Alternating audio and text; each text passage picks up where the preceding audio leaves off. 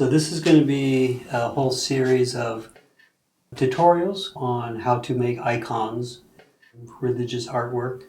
And this is being done with the very traditional egg tempera style, a very ancient Christian way of painting, and it was even done like different styles but very similar even before Christianity started. So this is typically what someone would recognize as a Christian style of an icon. This is the close-up of an icon of the Our Lady of Guadalupe. And so I painted this last week here at the monastery. Actually, the technical term is called writing an icon because it's a visual language. But it's a language. And so ography means to be writing. So this is, you would write an icon.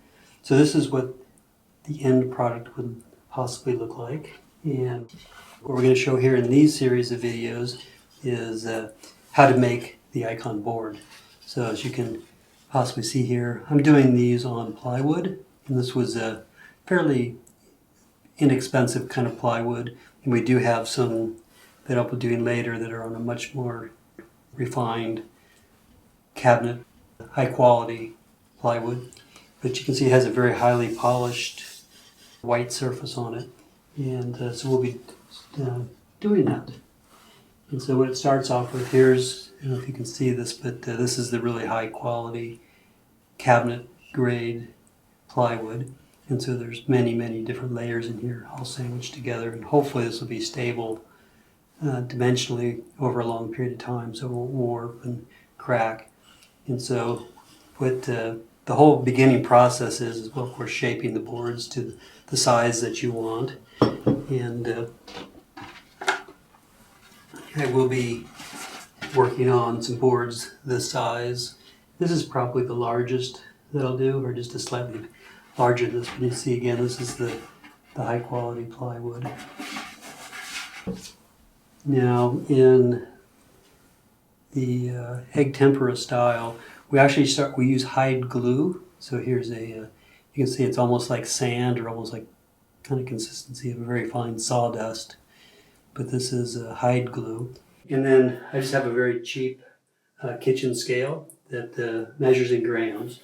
And so for making the glue, you use 80 grams of the hide glue into the liter of cold water. And then we let the mixture sit overnight, and it kind of turns into, this is the glue that we made yesterday. And it's kind of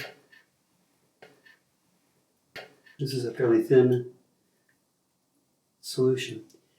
And what I would do to make this into the board would be to put it into some heated water. And I don't want it to boil. And so this, I just have this very inexpensive kitchen thermometer that you put into food. And this right now is registering 140 degrees. And just putting some boiled water and letting it sit there, this would turn into kind of more of a liquidy solution here. And what I could do would be just having some pre-cut boards the size that I want them. We just take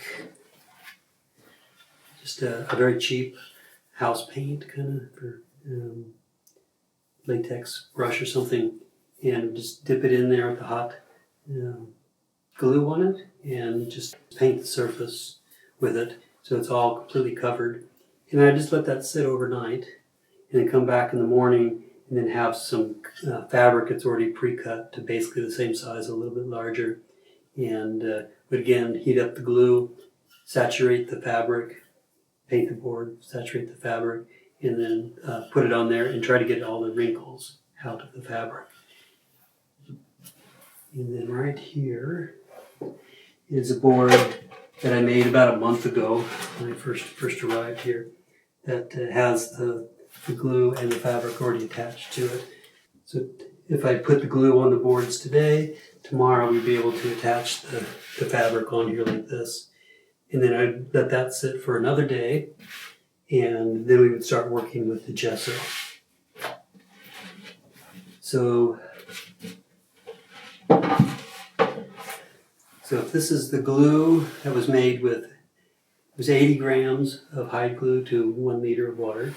I hope I said that right the first time.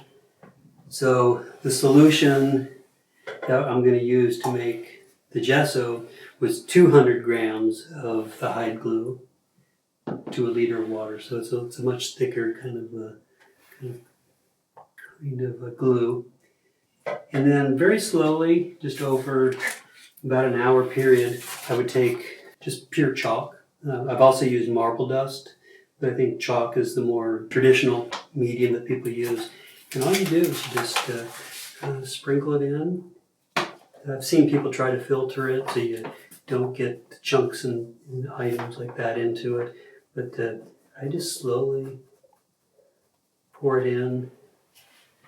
At the beginning, I can actually go quite fast with it. And you can see it's just sitting there on the surface, but it's slowly sinking in.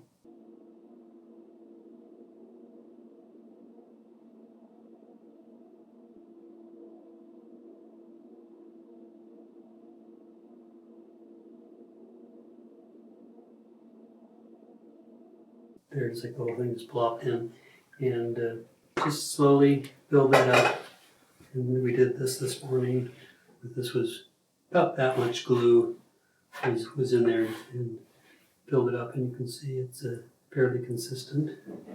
And what I would do probably tomorrow, if I'm going to make this into painting it on the boards, is I'll refrigerate it tonight, and then tomorrow when I come in, I would just take a spoon, dip out as much as I know I would use, put it in a smaller container, and I like using a small metal container, which you'll probably see later, just because sometimes when I put these glass jars in the water and take them out, that ends up breaking the glass. So for this process, it's been okay, but when I've been continually heating them and cooling them down, the glass isn't so stable. And so that's the making of the gesso, and I think that's it.